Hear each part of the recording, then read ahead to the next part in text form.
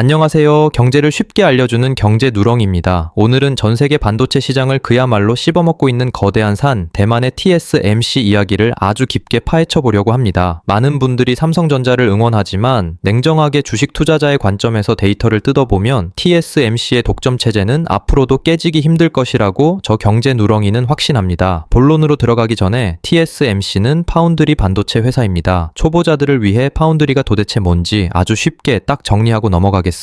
여러분이 맛있는 피자 가게를 차린다고 상상해보세요. 피자 레시피는 기가 막히게 개발했는데 주방도 없고 오븐도 없고 피자를 구울 요리사도 없습니다. 이때 여러분처럼 레시피, 즉 설계도만 가진 회사를 팹리스라고 부릅니다. 애플이나 엔비디아 같은 곳이죠. 그럼 이 레시피를 받아서 대신 피자를 아주 맛있게 구워주는 최첨단 주방을 가진 회사가 필요하겠죠. 바로 그 회사가 파운드리입니다. 오늘 주인공인 TSMC는 전 세계에서 가장 비싸고 좋은 오븐을 가지고 가장 피자를 잘 굽는 요리사들이 모여있는 그야말로 세계 최고의 피자 공장인 셈입니다. 그럼 도대체 왜 삼성과 인텔은 이 TSMC라는 공장을 이길 수 없는 걸까요? 그 5가지 이유와 마지막에 가장 중요한 중국 리스크까지 싹 다 정리해드립니다. 첫 번째 이유는 바로 국가의 운명을 건 인재 밀도와 그들이 만들어낸 격차입니다. 반도체는 기계가 만드는 것 같지만 결국 사람이 하는 예술에 가깝습니다. 여기서 대만과 한국의 결정적인 차이가 벌어집니다. 대만 현지 상황을 보면 정말 무서울 정도입니다. 대만의 이공계 천재들은 어릴 때부터 목표가 딱 하나입니다. 바로 TSMC 입사죠. 대만 내에서 TSMC 엔지니어라는 타이틀은 최고의 명예이자 확실한 신분 상승의 사다리로 통합니다. 실제로 2024년, 2025년 대만 채용시장 보고서를 보면 최상위권 졸업생의 1순위 목표는 압도적으로 TSMC였습니다. 반면에 우리나라는 어떤가요? 안타깝게도 대한민국 최고의 두뇌들은 대부분 의대로 향하고 있습니다. 공대를 간다고 해도 삼성전자 파운드리 사업부가 예전만큼 꿈의 직장으로 불리지 않는 게 현실입니다. 특히 삼성전자 내부 사정을 좀 아시는 분들은 공감하실 겁니다. 같은 삼성전자 DS 부문 안에서도 메모리 사업부에 비해 파운드리 사업부의 성과급, 즉 OPI가 상대적으로 낮게 책정되면서 내부 직원들의 사기가 많이 꺾였습니다. 이게 몇 년째 지속되다 보니 핵심 인력들이 이탈하거나 애초에 A급 인재들이 기피하는 현상까지 벌어지고 있습니다. 천재들이 목숨 걸고 달려드는 회사와 의대 다음 차선책으로 선택하는 회사의 기술 격차는 시간이 갈수록 벌어질 수밖에 없습니다. 두 번째 이유는 파운드리업의 본질, 즉 고객과의 신뢰와 이해 충돌 문제입니다. TSMC의 사운이 뭔지 아시나요? 고객과 경쟁하지 않는답니다. 이게 정말 무서운 말입니다. 2024년 6월 엔비디아의 젠슨 황씨, 이 오가 대만을 방문했을 때 야시장에서 밥을 먹으며 했던 말이 있죠. TSMC가 없으면 지금의 엔비디아도 없다. 애플, 퀄컴, 엔비디아 같은 빅테크 기업들이 가장 두려워하는 건 내 기술인 설계 도면이 유출되거나 경쟁자가 내 패를 읽는 것입니다. 그런데 삼성전자는 파운드리도 하지만 갤럭시라는 스마트폰도 만들고 엑시노스라는 칩도 직접 설계합니다. 애플 입장에서 아이폰의 심장인 칩 설계를 경쟁자인 삼성에게 맡긴다는 건 정말 껄끄러운 일입니다. 반면 TSMC는 오로지 위탁 생산만 합니다. 딴짓을 절대 안 한다는 거죠. 이게 바로 30년 넘게 쌓아온 신뢰의 해자입니다. 파운드리는 단순히 기계를 돌려 찍어내는 게 아니라 고객사와 한 몸처럼 움직여야 하는 철저한 서비스업이라는 걸 TSMC는 너무나 잘 알고 있습니다. 다시 피자 이야기로 비유하겠습니다. 여러분이 피자 레시피 개발자라면 경쟁자인 피자 레시피 개발자와 피자 요리 주방장이 같이 일하는 피자집에 레시피를 맡기실 건가요? 아니면 피자 요리 주방장 혼자서만 일하는 피자집에 레시피를 맡기실 건가요? 게다가 그 주방장 혼자서 일하는 피자집이 미슐랭 별 3개를 받은 피자집이라면 정답은 여러분이 가장 잘 아실 겁니다. 세 번째는 압도적인 기술 격차, 그 중에서도 패키징 기술입니다. 많은 분들이 나노 경쟁, 즉 3나노냐, 2나노냐 하는 미세 공정 싸움에만 집중하시는데 사실 진짜 승부처는 패키징에서 갈렸습니다. AI 반도체는 HBM 같은 고성능 메모리와 GPU를 하나로 묶어서 포장하는 기술이 핵심입니다. TSMC는 이미 2012년부터 코어스라는 첨단 패키징 기술을 준비해 왔습니다. 이게 하루아침에 된 게 아니라 10년 넘게 묵묵히 갈고 닦은 칼입니다. 2023년 5월 챗GPT 열풍으로 엔비디아의 AI 칩 수요가 폭발했을 때 이 물량을 소화할 수 있는 유일한 회사가 바로 TSMC였습니다. 삼성전자가 뒤늦게 첨단 패키징 팀을 꾸리고 따라가고 있지만 10년 넘게 쌓아온 TSMC의 수율과 노하우를 단기간에 잡기는 역부족입니다. 미세공정 난이도가 올라갈수록 이 패키징 능력이 곧 파운드리 실력이 됩니다. 네 번째 이유는 천문학적인 자본력과 GDP 대비 위상, 그리고 확실한 보상 체계입니다. 대만 경제에서 TSMC가 차지하는 비중은 상상을 초월합니다. 2025년 기준으로 대만 전체 시가총액의 30% 이상을 TSMC 혼자 차지하고 있습니다. 있습니다. 대만 GDP가 한국보다 전체 규모는 작을지 몰라도 1인당 GDP는 한국을 추월했었죠. 그 성장의 핵심 엔진이 바로 TSMC입니다. 국가 전체가 TSMC를 호국신산이라 부르며 전폭적으로 밀어줍니다. 그리고 연봉 이야기를 안 할 수가 없는데요. 삼성전자와 TSMC를 비교했을 때 이제는 TSMC의 대우가 훨씬 더 좋다는 이야기가 나옵니다. 특히 성과급에서 차이가 큽니다. TSMC는 영업이익이 나면 직원들에게 엄청난 보너스를 뿌리는 걸로 유명합니다. 2024년 실적 발표 후 직원들에게 뿌린 성과급 규모만 해도 조 단위가 넘었습니다. 회사가 벌면 나도 부자가 된다는 확신이 직원들을 밤낮 없이 일하게 만드는 원동력입니다. 국가 GDP는 대만이 대한민국보다 낮은데 총 연봉이 TSMC가 삼성전자보다 높다는 것을 보면 삼성전자가 TSMC를 이기는 것은 힘들 것입니다. 다섯 번째는 실적으로 증명하는 슈퍼을의 지위, 그리고 충격적인 점유율 격차입니다. 2026년 1월 현재 시장조사 기관의 데이터를 종합해보면 파운드리 시장 점유율은 그야말로 TSMC 천하입니다. TSMC가 약 62%로 압도적인 1위를 달리고 있습니다. 반면 이 위인 삼성전자는 11%대에서 고전하고 있습니다. 격차가 무려 5배가 넘습니다. 더 심각한 건 인텔입니다. 미국이 그렇게 밀어줬지만 파운드리 시장에서의 유의미한 점유율은 1% 미만, 사실상 통계에 잡히지도 않는 수준입니다. 특히 최첨단 공정으로 갈수록 이 격차는 더 벌어집니다. 3나노 이하 AI 반도체 시장만 떼놓고 보면 TSMC의 점유율은 90%가 넘어갑니다. 애플도 엔비디아도 TSMC의 생산 라인을 확보하려고 줄을 섭니다. 가격을 올려도 고객사들은 제발 만들어만 주세요라고 합니다. 이게 진정한 경제적 해자입니다. 잠깐 여기서 많은 분들이 가장 걱정하시는 중국 리스크에 대해 제 생각을 말씀드리겠습니다. 중국이 대만을 침공하면 TSMC 공장이 다 박살나고 끝나는 거 아니냐, 주식 다 팔아야 하는 거 아니냐, 이런 걱정 많이 하시죠. 물론 지정학적 리스크는 분명히 존재합니다. 하지만 저는 역설적으로 TSMC가 너무 중요하기 때문에 안전하다고 봅니다. 이걸 실리콘 방패라고 부릅니다. 전 세계 경제는 TSMC가 멈추는 순간 붕괴됩니다. 애플 아이폰, 엔비디아, AI 서버, 테슬라 자율주행, 심지어 미국의 최첨단 미사일까지 TSMC에서 만든 칩이 들어갑니다. 만약 중국이 대만을 공격해서 TSMC가 멈추면 미국 경제도 공멸합니다. 그래서 미국은 무슨 수를 써서라도 TSMC를 지킬 수밖에 없습니다. 그리고 냉정하게 말해서 만약 정말로 전쟁이 나서 TSMC 공장이 파괴될 정도의 상황이 온다면 그때는 삼성전자 주가도 미국 나스닥도 여러분의 부동산도 전부 폭락할 겁니다. 그건 주식시장의 영역이 아니라 생존의 영역이죠. 따라서 전쟁이 무서워서 TSMC 투자를 못하겠다는 건 구더기 무서워서 장 못 담그는 것과 같습니다. 현재로서는 미국과 전 세계가 TSMC라는 황금알을 낳는 거위를 지켜줄 것이라는 쪽에 베팅하는 게 합리적입니다. 마지막으로 미국이 미는 인텔이 왜 안 되는지에 대해서도 짧게 짚고 넘어가겠습니다. 미국 정부가 보조금을 퍼부으며 인텔을 키우려 하지만 인텔 파운드리는 성공하기 힘듭니다. 가장 큰 이유는 기업 문화입니다. 인텔은 수십 년간 우리가 최고다라는 자존심으로 살아온 콧대 높은 회사입니다. 그런데 파운드리는 고객이 왕이다라는 마인드로 철저하게 굽혀야 하는 서비스업입니다. 2024년 인텔 파운드리 부문의 적자가 70억 달러, 우리 돈으로 약 9조 원이 넘었습니다. 돈은 돈대로 까먹고 기술은 뒤처져 있고 문화도 안 맞습니다. 밑 빠진 독에 물 붓기라는 말이 딱 어울리는 상황입니다. 결론적으로 말씀드리면 대만의 천재들이 모여 밤낮 없이 연구하고 국가가 전폭 지원하며 전 세계가 지켜줄 수밖에 없는 TSMC의 독주 체제는 깨지기 정말 어렵습니다. 삼성전자를 응원하는 한국인으로서 마음이 아프지만 냉정한 투자자의 눈으로 볼 때 현실을 직시해야 합니다. 파운드리 반도체에서 삼성전자가 이 판을 뒤집으려면 단순한 기술 추격을 넘어선 완전히 새로운 패러다임이 필요해 보입니다. 시청해주셔서 감사합니다. 경제누렁이는 앞으로도 여러분의 부의 사다리가 될 수 있는 깊이 있는 정보로 돌아오겠습니다. 구독과 좋아요는 다음 영상을 만드는 가장 큰 힘이 됩니다. 감사합니다.